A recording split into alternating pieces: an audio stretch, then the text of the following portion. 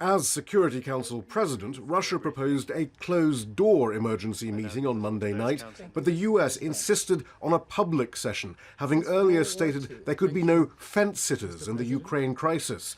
And speaker after speaker expressed varying degrees of disquiet or outright condemnation of Russia's recognition of the independence of Donetsk and Luhansk. The US said the United Nations itself was at stake.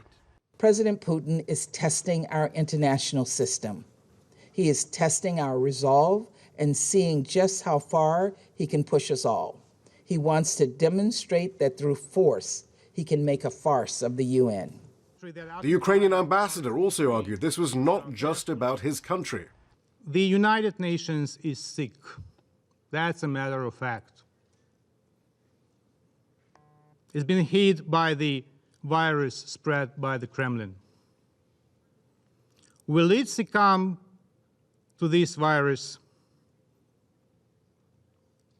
It is in the hands of the membership.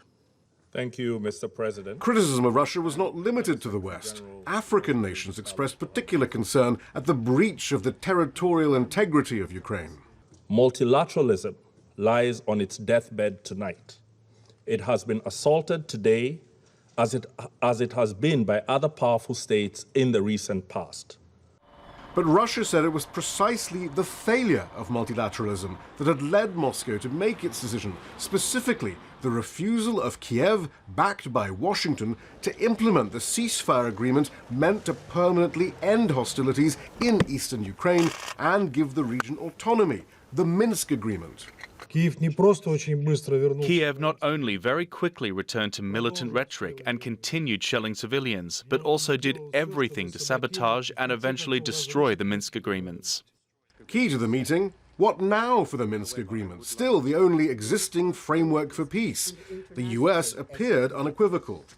Today, President Putin has torn the Minsk Agreement to shreds. Russia disagreed.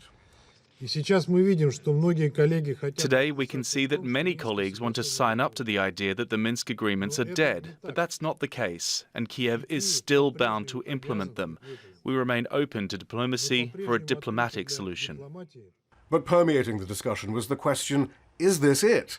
Has Vladimir Putin been amassing his forces at the Ukrainian borders not just to force the West into a dialogue about Moscow's strategic concerns, but also finally to reach a settlement in eastern Ukraine? Or does the Russian president have far wider ambitions? Shihab, Rattansi, Jazeera, the United Nations.